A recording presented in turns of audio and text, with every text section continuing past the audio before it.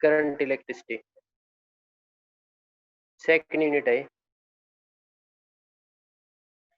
ठीक है। सबसे पहले हम करंट ही पढ़ते हैं। What is current? करंट होता है rate of flow of charge. Screen ठीक है, होगी साफ। तो करंट क्या है? Rate of flow of charge, D Q by D T.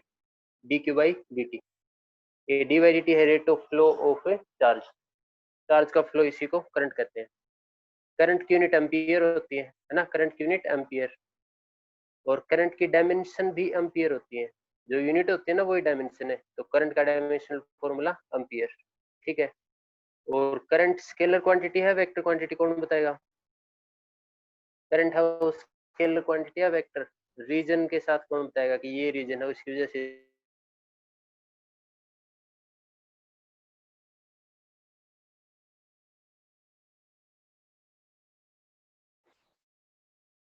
Hand raise करो जिसको भी बताना है। सर वेक्टर है, क्योंकि हायर वेक्टर, पोटेंशियल से लोअर पोटेंशियल जाती है डायरेक्शन। अच्छा डायरेक्शन। कोई और बताओ फिर, विवेक बताओ। वेक्टर है स्केलर है? सर स्केलर है मेरे हिसाब से। तो हिसाब स्केलर से मतलब sir scalar scalar scalar sir. Okay, Nooran बताएगा।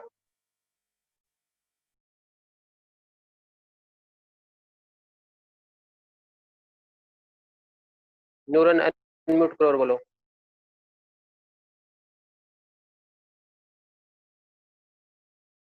आवाज नहीं आई? चलो देखो, फिर नहीं आई तो सुनो। स्केलर क्वांटिटी है, इसलिए मैंने पूछी थी। करंट के पास करंट के पास मैग्नीट्यूड भी है, डायरेक्शन भी है, फिर भी स्केलर क्वांटिटी है। स्केलर क्वांटिटी है। वेक्टर कौन से होते हैं? जिनके पास मैग्नीट्यूड और डायरेक्शन हो, प्लस में वेक्टर के एडिशन के लॉ को फॉलो करता हो।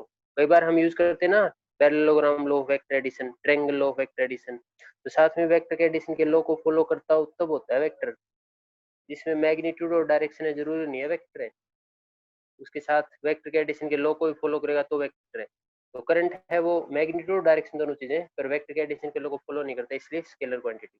ठीक है ना? ठीक है। इसके बाद ओम्स लॉ पढ़ेंगे। ओम्स लॉ, ओम्स लॉ सभी को पता है क्योंकि ये 10th से रिलेटेड है। तो ओम्स लॉ में कहता है कि current flowing through a circuit, current flowing through a circuit is directly proportional to voltage. ये प्रोपोर्शनलिटी का साइन हटाएंगे तो कांस्टेंट लगा देते हैं, वो कांस्टेंट आर है। तो आर आई, और हम बोलते ऐसे हैं आई आर, इसको इधर लिख लिया, इसको इधर। तो ये है ओम्स लॉ, है ना? वैसे तो ओम्स लॉ ये है, उससे फॉर्मूला ये बना, V equal to I R या फिर आर आई। इसमें जो आर है इसको रेजिस्टेंस कहते हैं। रेजिस्टेंस का मतलब opposition to the flow of current. Current flow करता है उसको कितना अपोजिशन लगता है, उसको रेजिस्टेंस कहते हैं। ठीक है। रेजिस्टेंस की यूनिट ओम होती है, ओम, इसका सिंबल ये है। ठीक है। रेजिस्टेंस का एक और भी फॉर्मूला है, रेजिस्टेंस का एक और भी फॉर्मूला है। कौन सा है? R is equal to rho L by A. R is equal to rho L by A. तो किसी भी कंडक्टर, जैसे कोई वायर है और वायर सिलेंड्रिकल होता है, तो वायर का रेजिस्टेंस है वो उसकी लेंथ पे भी डिपेंड करता है और उसके इस एरिया पे भी डिपेंड करता है। ये वाला एरिया ना, इस एरिया पे भी डिपेंड करता है। तो एरिया अगर ज्यादा हुआ तो रेजिस्टेंस कम, और लेंथ अगर ज्यादा हुई तो रेजिस्टेंस ज्यादा, है ना? ये फॉर्मूला भी है रेजिस्टेंस का। ठीक है। इसके अंदर जो ये वाला है ना, इसको रेजिस्टिविटी कहते हैं। इसके अंदर जो ये है, इसको बोलते हैं रो। ये होती है रेजिस्टिविटी। रेजिस्टिविटी रेजिस्टिविटी रेजिस्टेंस की इक्वल ही होती है। रेजिस्टिविटी रेजिस्टेंस की इक्वल ही होती है, तो मतलब रेजिस्टिविटी रेजिस्टेंस ही होता है। किसका रेजिस्टेंस होता है? अगर हम ए की वैल्यू 1 पुट कर लें और एल की वैल्यू 1 पुट कर लें, एरिया को भी यूनिट ले लें और लेंथ को भी यूनिट ले लें, 1 1 पुट करेंगे तो 1 से 1 कट गया, आर इज इक्वल टू रो। तो रेजिस्टिविटी हो रेजिस्टेंस की इक्वल है जब हम एरिया को भी यूनिट मान लें और लेंथ को भी यूनिट मान लें। ठीक है ना? रेजिस्टिविटी हो रेजिस्टेंस की इक्वल ही है। ठीक है। अब देखो,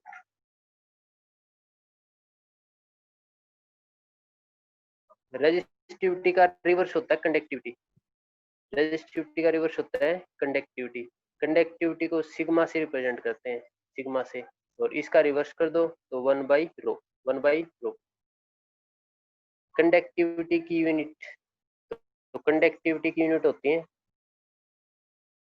रेजिस्टिविटी से बना लो, तो रेजिस्टिविटी के तो यहाँ से आ जाएंगे ना, इसको इधर ले जाओ, इसको इधर, तो रो का फॉर्मूला इस तरह से बन गया RA/L, है ना, इसको इधर ले गए, L नीचे आए, तो रो का फॉर्मूला ये बन गया। ये तो ओम है, एरिया की मीटर स्क्वायर और लेंथ की मीटर, मीटर से मीटर कट गया तो ओम मीटर। ओम मीटर किसकी यूनिट है? रेजिस्टिविटी की। तो कंडक्टिविटी के तो इससे रिवर्स है, और कंडक्टिविटी की इससे रिवर्स है, तो दोनों पे -1 और -1 लगा दो, पर ओम पर मीटर, ठीक है ना, इस तरह से निकाल सकते हैं, ठीक है। रेजिस्टिविटी का उल्टा क्या होता है? कंडक्टिविटी, हमने लिख लिया। अब रेजिस्टेंस का भी तो उल्टा होता है, रेजिस्टेंस का उल्टा होता है कंडक्टेंस, तो रेजिस्टेंस का उल्टा होता है कंडक्टेंस, तो कंडक्टेंस और रेजिस्टेंस का उल्टा होता है ना, 1/r, इसको कंडक्टेंस कहते हैं। और कंडक्टेंस की यूनिट, कंडक्टेंस की यूनिट रेजिस्टेंस से उल्टी होगी, तो रेजिस्टेंस तो ऐसे होता है ना, ऐसे, इसको ऊपर ले जाओ, ऊपर ले जाएंगे तो ऐसे होगा, पर ओम, है ना, रेजिस्टेंस की यूनिट ओम है तो इसकी यूनिट पर ओम, ऊपर ले गए तो कंडक्टेंस की यूनिट ये होगी। या फिर इसकी यूनिट साइमन भी है, कंडक्टेंस की यूनिट साइमन भी है, ये ध्यान रखना है, साइमन ऐसे रिप्रेजेंट करते हैं, ठीक है। या फिर ये ओम है ना, OHM, और ओम का इनवर्स कर रखा है ना, ओम का इनवर्स, ओम का इनवर्स, और इसका अगर प्लस करना चाहोगे तो ये उल्टा हो जाएगा, M पहले, MHO, महो बोलते हैं इसको, या तो ओम इनवर्स बोल दो या फिर महो, माइनस की वजह से M पहले चला गया, O बाद में आ गया, महो, ठीक है। तो ये यूनिट आ सकती है, तो एक एक नंबर में कुछ भी आ सकता है, इसमें से MCQ क्वेश्चन आएंगे, ठीक है। उसके बाद हमने करंट डेंसिटी पढ़ा था, करंट डेंसिटी को जैसे नोट करते हैं, करंट डेंसिटी होता है current per unit area, current density क्या है? करंट पर यूनिट एरिया, ठीक है, ठीक है। तो चलो फिर आगे पढ़ते हैं।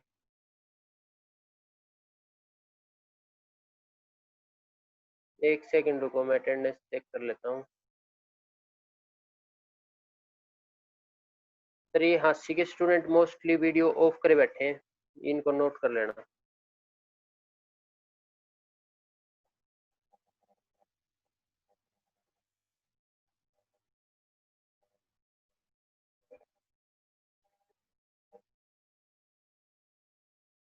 चलो देखो, करंट डेंसिटी क्या है? करंट पर यूनिट एरिया, ठीक है ना, ठीक है। इससे आगे पढ़ते हैं। अब इफेक्ट ऑफ टेम्परेचर पढ़ेंगे, इफेक्ट ऑफ टेम्परेचर, और टेम्परेचर का इफेक्ट रेजिस्टेंस पे क्या होगा? Effect of temperature on A resistance, किस किस का रेजिस्टेंस? एक तो होता है कंडक्टर, एक होता है सेमी कंडक्टर, एक होता है इंसुलेटर। ये तीनों का अगर हम टेम्परेचर बढ़ाएंगे घटाएंगे तो इनके रेजिस्टेंस पे क्या फर्क पड़ेगा? इनके रेजिस्टेंस पे क्या फर्क पड़ेगा? तो देखो, कंडक्टर के अंदर फ्री इलेक्ट्रॉन ज्यादा होते हैं, कंडक्टर के अंदर फ्री इलेक्ट्रॉन ज्यादा होते हैं। सेमी कंडक्टर, सेमी का मतलब आधा, इसके अंदर फ्री इलेक्ट्रॉन कम होते हैं। और इंसुलेटर में तो फ्री इलेक्ट्रॉन नियरली जीरो ही होते हैं, कोई फ्री इलेक्ट्रॉन नहीं होता, बहुत ही कम होते हैं, ठीक है ना। तो इन तीनों का टेम्परेचर बढ़ाएंगे या घटाएंगे तो इसके रेजिस्टेंस पे क्या फर्क पड़ेगा, ये निकालना है, रेजिस्टेंस पे क्या फर्क पड़ेगा। चलो देखो फिर, अगर कंडक्टर का हम टेम्परेचर इंक्रीज करेंगे तो फ्री इलेक्ट्रॉन ज्यादा है, और फ्री इलेक्ट्रॉन ज्यादा तो इनकी मोशन बढ़ेगी, इनकी मोशन बढ़ेगी, तो इसके अंदर फ्री इलेक्ट्रॉन ज्यादा है। और टेम्परेचर बढ़ाएंगे तो इनकी मोशन बढ़ेगी, मोशन बढ़ेगी तो आप एक दूसरे के साथ कोलिजन करेंगे, क्योंकि ज्यादा है, ज्यादा को एनर्जी मिलेगी तो आपस में कोलिजन करेंगे, और कोलिजन करेंगे तो आगे नहीं जा पाएंगे, और आगे अगर नहीं जा पाएंगे तो अपोजिशन होगी, फिर तो अपोजिशन का मतलब रेजिस्टेंस बढ़ गया।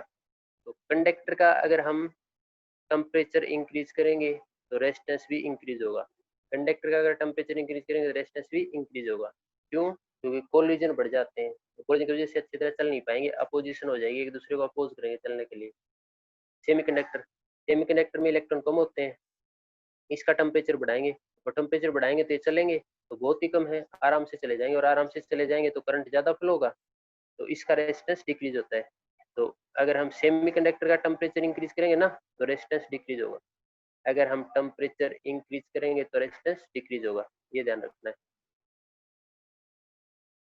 में तो फ्री इलेक्ट्रॉन ना के बराबर होते हैं, और फ्री इलेक्ट्रॉन अगर ना के बराबर है तो इसका टेम्परेचर बढ़ाएंगे तो एक आधा फ्री इलेक्ट्रॉन है, या फिर टेम्परेचर बढ़ाएंगे तो फ्री इलेक्ट्रॉन बढ़ेंगे, इसके अंदर से जनरेट होंगे फ्री इलेक्ट्रॉन, और वो आसानी से चलेंगे, और आसानी से चलेंगे तो यहाँ पे भी रेजिस्टेंस कम हो जाता है, तो यहाँ पे भी टेम्परेचर बढ़ाएंगे तो रेजिस्टेंस कम, तो एक नंबर में ये भी आ सकता है। और सेम रेजिस्टिविटी के साथ जैसे रेजिस्टेंस इसका बढ़ेगा उसकी रेजिस्टिविटी बढ़ेगी, और रेजिस्टेंस इसका घटेगा उसकी रेजिस्टिविटी घटेगी। तो कंडक्टर का टेम्परेचर बढ़ाएंगे रेजिस्टेंस बढ़ेगा, और इन दोनों का घटेगा, क्योंकि इसमें फ्री इलेक्ट्रॉन ज्यादा होते हैं तो कोलिजन ज्यादा होता है, इसलिए रेजिस्टेंस बढ़ जाता है, इनमें फ्री इलेक्ट्रॉन कम, तो इसलिए यहाँ पे रेजिस्टेंस भी कम हो जाएगा। ठीक है, आगे बढ़ते हैं,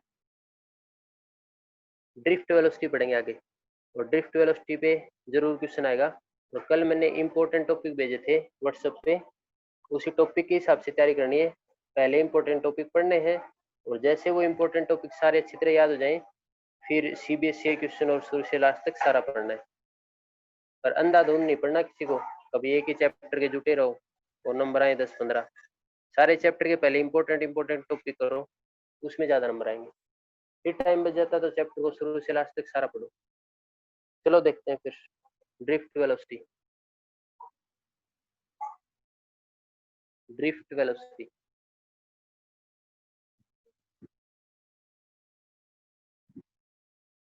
ड्रिफ्ट वेलोसिटी को वीडी से डिनोट करते हैं, वीडी ड्रिफ्ट वेलोसिटी। क्या होती है ड्रिफ्ट वेलोसिटी, देखो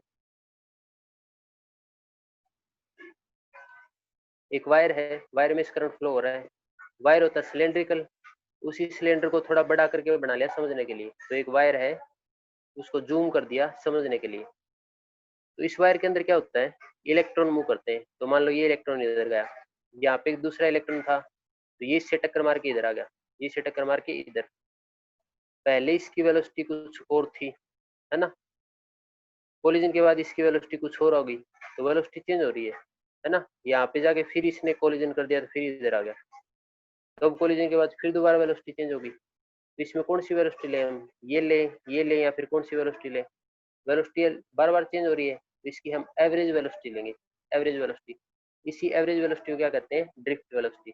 तो ड्रिफ्ट वेलोसिटी क्या है, average velocity gain by electron, कि कंडक्टर के अंदर जब भी इलेक्ट्रॉन चलेंगे ना तो उनकी जो भी एवरेज वेलोसिटी होगी उसको क्या कहते हैं, ड्रिफ्ट वेलोसिटी। और ये मान लो इस तरफ प्लस है और इस तरफ माइनस, तो इलेक्ट्रॉन तो प्लस की तरफ ही चलेंगे ना, तो इलेक्ट्रॉन इधर चलेंगे, और इलेक्ट्रिक फील्ड तो पॉजिटिव से नेगेटिव की तरफ होता है, तो इलेक्ट्रिक फील्ड पॉजिटिव से नेगेटिव की तरफ, तो इनकी जो भी एवरेज वेलोसिटी है वो इलेक्ट्रिक फील्ड के अपोजिट डायरेक्शन में है, इलेक्ट्रॉन ऐसे चल रहे और इलेक्ट्रिक फील्ड ऐसे है, तो ड्रिफ्ट वेलोसिटी क्या है, drift velocity is the average velocity gain by electron in opposite direction to the electric field से अपोजिट डायरेक्शन में होती है, ठीक है, ये होगी ड्रिफ्ट वेलोसिटी। इसका अब डेरिवेशन करेंगे, डेरिवेशन, ड्रिफ्ट वेलोसिटी का डेरिवेशन करते हैं, इसका डेरिवेशन हम इस तरह से करेंगे, देखो यहाँ पे फर्स्ट कोलिजन हुआ, तो फर्स्ट कोलिजन से पहले वेलोसिटी u1 मान लेते हैं, और फर्स्ट कोलिजन के बाद की वेलोसिटी v1, है ना, तो इन दोनों से एक रिलेशन बन जाएगा v is equal to u plus a t, और यहाँ पे जो भी टाइम है ना, यहाँ पे कोलिजन हुआ इसके बाद ये कोलिजन हुआ, दो कोलिजन के बीच का टाइम, उसके टाइम को इससे रिप्रेजेंट करते हैं, टाउ से रिप्रेजेंट करते हैं, ठीक है, तो फर्स्ट कोलिजन के बाद वेलोसिटी ये है, फर्स्ट कोलिजन से पहले वेलोसिटी ये है, और पहला कोलिजन हुआ ना, यहाँ से चलने के बाद पहला कोलिजन हुआ उसके बीच का टाइम ये है टाउ1, तो v equal to u plus a t formula लगा दिया। फर्स्ट कोलिजन के बाद, फर्स्ट कोलिजन से पहले वेलोसिटी, फर्स्ट कोलिजन हो गया ना, अब ये सेकंड कोलिजन यहाँ पे होगा, तो सेकंड कोलिजन से पहले वेलोसिटी इतनी है, सेकंड कोलिजन के बाद वेलोसिटी इतनी है, सेकंड कोलिजन यहाँ पे होगा, तो इससे पहले जो वेलोसिटी है वो u2 और इसके बाद v2। अब देखो यहाँ से भी एक रिलेशन बन जाएगा v is equal to u plus a t, और यहाँ पे टाइम को टाउ से रिप्रेजेंट करें, टाउ से, इसमें ये सारी वेलोसिटी है ना, ये सारी वेलोसिटी, ये वेलोसिटी एक बार ड्रिफ्ट का मतलब देखो। ड्रिफ्ट का मतलब ये है, मान लो ये इलेक्ट्रॉन इधर टक्कर मार के इधर आ गया, इधर टक्कर मार के इधर, तो ये कंडक्टर किसी बैटरी से कनेक्टेड नहीं है, ये कंडक्टर किसी बैटरी से कनेक्टेड नहीं है। उस टाइम पे ये केस है, ये इलेक्ट्रॉन इधर से टक्कर मार के यहाँ पे आएगा। जब हमने इसको किसी बैटरी से कनेक्ट कर दिया ना, और बैटरी से कनेक्ट करेंगे तो देखो ये होगा, इधर पॉजिटिव टर्मिनल ले लिया और इधर नेगेटिव टर्मिनल, ये पॉजिटिव टर्मिनल और ये नेगेटिव टर्मिनल, और बैटरी से कनेक्ट कर दिया, तो जो ये इलेक्ट्रॉन इधर जा रहा था ना, ये थोड़ा आगे आ जाएगा। अब बैटरी ने इसको आगे खींच लिया, तो जो इलेक्ट्रॉन इधर आ रहा था वो और भी आगे आ गया कि बैटरी ने आगे खींच लिया, तो इतना ड्रिफ्ट हो गया, बैटरी की वजह से ड्रिफ्ट हो गया। ठीक है ना। तो बैटरी कनेक्ट करने से पहले वेलोसिटी u1 u2 है, और बैटरी कनेक्ट करने के बाद वेलोसिटी v1 v2। ठीक है ना। फर्स्ट कोलिजन हुआ तो बैटरी कनेक्ट करने से पहले वेलोसिटी इतनी थी, और फर्स्ट कोलिजन हुआ बैटरी कनेक्ट करने के बाद वेलोसिटी इतनी है v1। ठीक है ना। तो इनका रिलेशन ये ले लिया, इनका रिलेशन ये, ऐसे बहुत सारे कोलिजन होंगे। लास्ट कोलिजन ले लेते हैं vn, तो v is equal to u plus a t, यहाँ पर भी इस तरह से होगा। ठीक है। अब इनका एवरेज ले लो, क्योंकि हमने पढ़ा है ड्रिफ्ट वेलोसिटी क्या है, एवरेज वेलोसिटी। तो इनका एवरेज ले लेते हैं। कैसे लेते हैं एवरेज? एवरेज तो ऐसे लेते हैं, इन सारों को जोड़ के और इतने से डिवाइड कर दो। तो इन सारों को हम जोड़ देते हैं और इतने से डिवाइड कर देते हैं, इन सारों को जोड़ के इतने से डिवाइड कर दिया, ये एवरेज वेलोसिटी आ गई। अब इनकी वैल्यू पुट कर दो, v1 की, v2 की, vn की वैल्यू पुट कर दो इसके अंदर। इसके अंदर अगर हम वैल्यू पुट करेंगे ना, तो देखो प्लस कर रखा, तो सारे प्लस हो जाएंगे। तो इनको इकट्ठा कर लो, u वालों को इकट्ठा कर लो, तो u वालों को इकट्ठा कर लेंगे, u1 u2 और डॉट डॉट करके u1 हो गए इकट्ठे।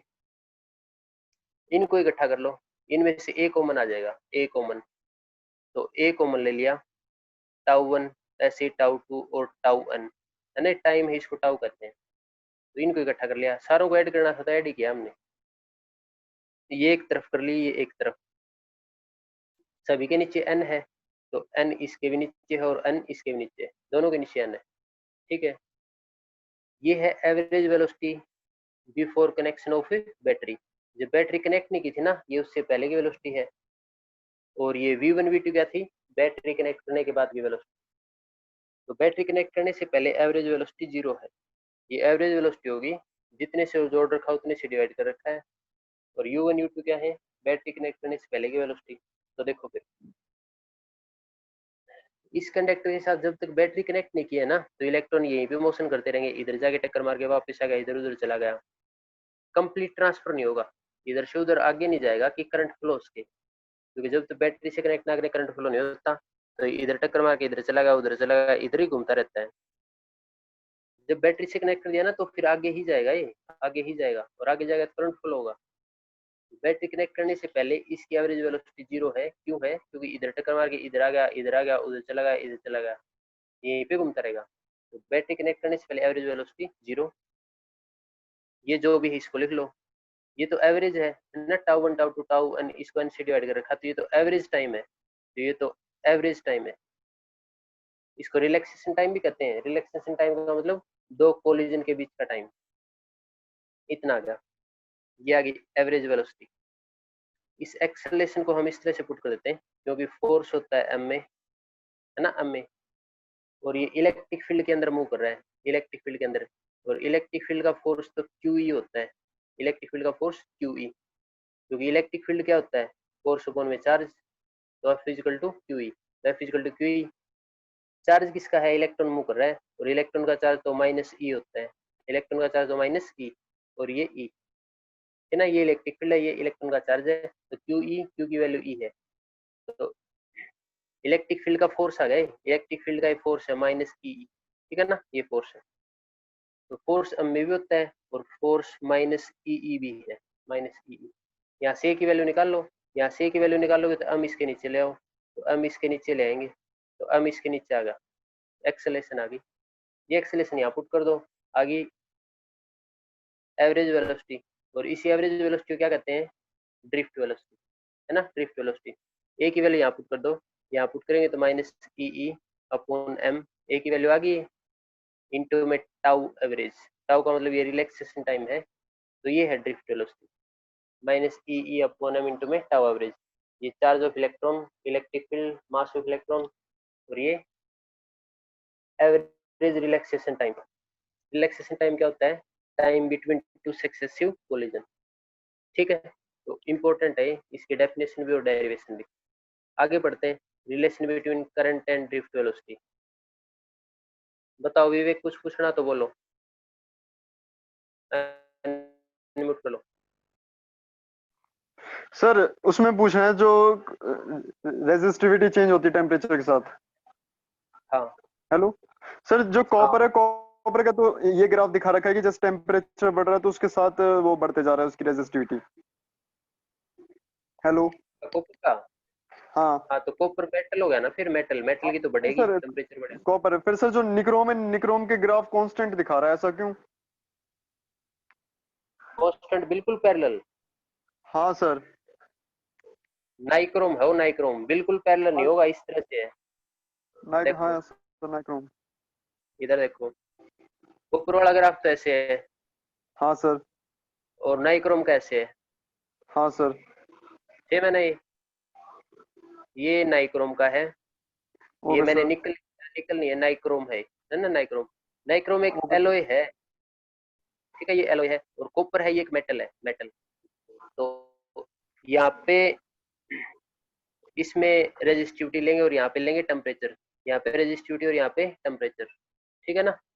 तो इसका भी इंक्रीज हो रहा है टेम्परेचर के साथ रेजिस्टिविटी, और इसकी भी इंक्रीज हो रही है। ये एक्सपोनेंशियली इंक्रीज हो रही है, मतलब पहले धीरे धीरे इंक्रीज होती है, बाद में एकदम से, और ये कॉन्स्टेंटली इंक्रीज हो रही है, मतलब कॉन्स्टेंट नहीं है, कॉन्स्टेंटली इंक्रीज हो रही है, ठीक है ना? तो इंक्रीज होगी, इसमें भी एलोय है, एलोय का मतलब मेटल ही मिक्स कर रखे हैं यहाँ पे, ठीक है। और ये ग्राफ भी इंपॉर्टेंट है, एक नंबर में आ सकता है कि कॉपर का ग्राफ बनाओ रेजिस्टिविटी और टेम्परेचर का, नाइक्रोम का ग्राफ बनाओ रेजिस्टिविटी और टेम्परेचर का, एक एक नंबर में आ सकते हैं, एमसीक्यू में भी आ सकते हैं, ठीक है ना? इंपॉर्टेंट है विवेक ने जो पूछा है। ठीक, आगे चलते हैं।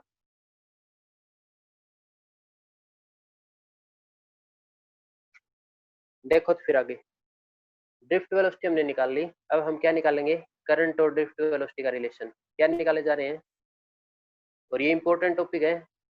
ड्रिफ्ट वेलोसिटी में से जरूर आएगा, या तो जो पीछे डेरिवेशन करवा दिया वो, या फिर ये relation between drift velocity and current, इनमें रिलेशन निकालना है। कैसे निकालें? देखो, ये कंडक्टर है, एक वायर है, उसको बड़ा करके देख लिया हमने कि सिलेंड्रिकल है। इसमें मान लिया हमने n क्या है? Number of electron per unit volume, number of electron per unit volume. n का मतलब क्या है? Number of electron unit volume में कितने इलेक्ट्रॉन है। इसका एरिया हमने a ले लिया, इसका एरिया a, इसकी लेंथ l ले ली, इसकी लेंथ l, तो इसकी वॉल्यूम कितनी होगी? वॉल्यूम होती है एरिया इंटू में लेंथ, तो वॉल्यूम होगी एरिया इंटू में लेंथ, ठीक है ना? हमने रिलेशन निकालना है ड्रिफ्ट वेलोसिटी का और करंट का, चलो निकाल लेते हैं। तो देखो, करंट तो ये होता है, आज मैंने पहले डेफिनेशन ये बताई थी, करंट होता है चार्ज अपन में time, D Q by D T, charge अपन में टाइम, ये होता है करंट। अगर करंट ये होता है तो यहाँ पे चार्ज पुट कर दो, तो चलो फिर यहाँ पे जितने भी इलेक्ट्रॉन है ना उनका चार्ज निकाल लो। मैंने बताया एन क्या है? Number of electron per unit volume. Unit volume में इतने इलेक्ट्रॉन है तो पूरी वॉल्यूम में तो ज्यादा होंगे, और पूरी वॉल्यूम कितनी है? इतनी है। पूरी वॉल्यूम में अगर ज्यादा इलेक्ट्रॉन होंगे तो इसकी से मल्टीप्लाई कर दो, तो नंबर ऑफ इलेक्ट्रॉन निकालने जा रहे हैं हम। नंबर ऑफ इलेक्ट्रॉन कितने हैं? अगर यूनिट वॉल्यूम में इतने इलेक्ट्रॉन है तो इतनी वॉल्यूम में ज्यादा होंगे, ज्यादा के लिए दोनों की मल्टीप्लाई कर दो, तो नंबर ऑफ इलेक्ट्रॉन इतने आगे, टोटल नंबर ऑफ इलेक्ट्रॉन। अगर एक इलेक्ट्रॉन पे ई चार्ज है, एक इलेक्ट्रॉन पे ई चार्ज है तो दो इलेक्ट्रॉन पे टू ई हो जाएगा, और इतने इलेक्ट्रॉन पे इससे मल्टीप्लाई कर दो, है ना? दो इलेक्ट्रॉन पे चार्ज पूछे तो दो से मल्टीप्लाई करो, तीन इलेक्ट्रॉन पे पूछे तीन से मल्टीप्लाई करो, और इतने इलेक्ट्रॉन पे पूछे तो इसका फ्री से मल्टीप्लाई कर दो, तो अब चार्ज आ गया हमारे पास। कितना आ गया चार्ज? इसकी से मल्टीप्लाई कर दो, क्योंकि ये तो नंबर ऑफ इलेक्ट्रॉन है, और एक इलेक्ट्रॉन पे ई चार्ज होता है तो इतने पे ज्यादा होगा, ज्यादा के लिए मल्टीप्लाई कर दो, तो N A L E, total charge आ गया। ये चार्ज यहाँ पुट कर दो, आ गया answer, N A L E, ये एल है, ठीक है ना? चार्ज पुट कर दिया, नीचे टाइम है, नीचे टाइम, ठीक है। ये एन ई को मैं पहले लिख लेता हूँ, ए। डिस्टेंस बाय टाइम क्या होता है? डिस्टेंस बाय टाइम क्या होता है? वेलोसिटी। ये लेंथ है, ये लेंथ, लेंथ एक डिस्टेंस ही है, तो डिस्टेंस में टाइम क्या होता है, वेलोसिटी। तो आ गया रिलेशन, करंट और ड्रिफ्ट वेलोसिटी में ये रिलेशन है, I = NEA VD, ये ड्रिफ्ट वेलोसिटी है। बिल्कुल आसान है। नंबर ऑफ इलेक्ट्रॉन निकालो, कि total number of electron unit volume में इतने हैं तो इतने वॉल्यूम में ज्यादा होंगे, तो मल्टीप्लाई कर दो टोटल इलेक्ट्रॉन। एक इलेक्ट्रॉन पे चार्ज ई है तो इतने पे ज्यादा होगा, मल्टीप्लाई कर दो टोटल चार्ज। ये चार्ज यहाँ पुट कर दो अपॉन में टाइम, ये डिस्टेंस अपॉन टाइम में वेलोसिटी होता है। तो आ गया रिलेशन करंट और ड्रिफ्ट वेलोसिटी में। बिल्कुल आसान है और वेरी वेरी इंपॉर्टेंट है। ठीक है, नेक्स्ट पढ़ते हैं। नेक्स्ट पढ़ेंगे रिलेशन बिटवीन जे एंड ई।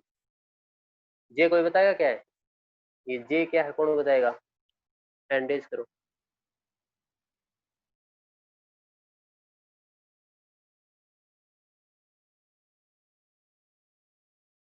खुशी बताओ जे क्या है, खुशी बताएगी। Sir current density I/A। हाँ, करंट डेंसिटी हमने थोड़ी देर पहले रिवाइज किया था। इसका मतलब करंट डेंसिटी और इलेक्ट्रिक फील्ड के बीच में रिलेशन निकालना है। अगर ये रिलेशन निकालना है तो इस इक्वेशन से निकल जाएगा। लिख लो वो इक्वेशन, I = NEA VD, लिख लिया। अभी बताया था कि करंट डेंसिटी क्या होता है, करंट पर यूनिट एरिया। तो इस एरिया को नीचे ले आओ, इस एरिया को नीचे, तो I/A ले आए हम नीचे, NE है ना, ए नीचे ले आए, ड्रिफ्ट वेलोसिटी बच गया। ड्रिफ्ट वेलोसिटी की वैल्यू पुट कर दो, ड्रिफ्ट वेलोसिटी की वैल्यू तो ये है ना, ड्रिफ्ट वेलोसिटी की वैल्यू तो ये है। ठीक है, तो पुट कर दी। I/A को क्या लिख दूं, जे। करंट पर यूनिट एरिया क्या होता है, जे करंट डेंसिटी। यहाँ पे N माइनस बार निकाल लेता हूँ, इसका इससे मल्टीप्लाई करो, E²। इस टाउ को पहले लिख लो, नीचे M आएगा है ना, और E को बाहर निकलो, E को यहाँ से बाहर लिख लो। ठीक है, मैंने क्या किया, इसकी वैल्यू पुट कर ली, इसकी वैल्यू ये है, यहाँ से E को बाहर लिख लो, बाकी एज इट इज। तो E और E का मल्टीप्लाई करेंगे तो E² भी बन गया। अब मैं ऐसे बता दूंगा कि J = सिग्मा E। सिग्मा, इसकी जगह मैंने सिग्मा लिख दिया। सिग्मा कंडक्टिविटी का फॉर्मूला होता है, रो क्या थी, रेजिस्टिविटी, और इसका उल्टा था सिग्मा कंडक्टिविटी। तो इस सारे को मैंने सिग्मा लिख दिया, और फिर मैं बता भी दूंगा कि वेयर सिग्मा = ये सारी वैल्यू पुट कर दो, NE² टाउ एवरेज अपॉन में M। तो ये रिलेशन निकालना है, बिल्कुल आसान है। ठीक है, किसी को कुछ पूछना हो तो बताओ इसमें से।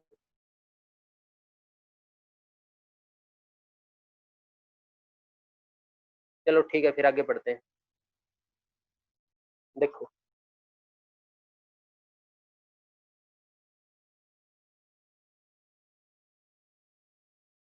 नेक्स्ट हम पढ़ेंगे रेजिस्टेंस सीरीज पैरेलल। क्या होता है रेजिस्टेंस सीरीज पैरेलल में, देखो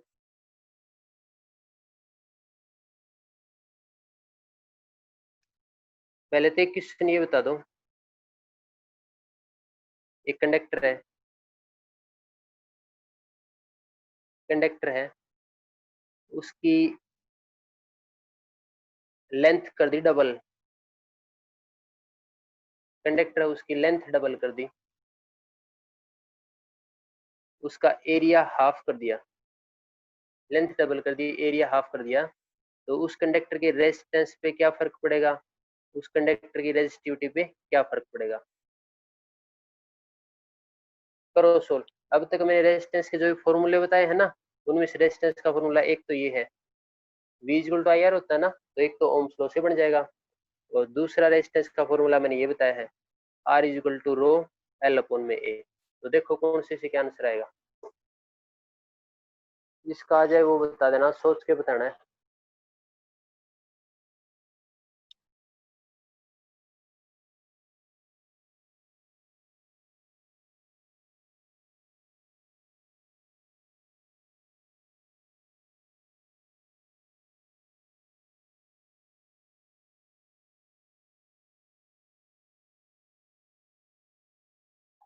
Yes, sir.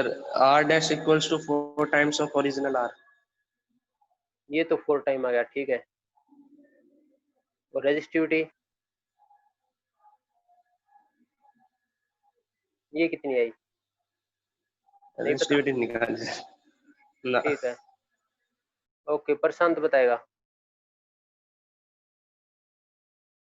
प्रशांत बताओ।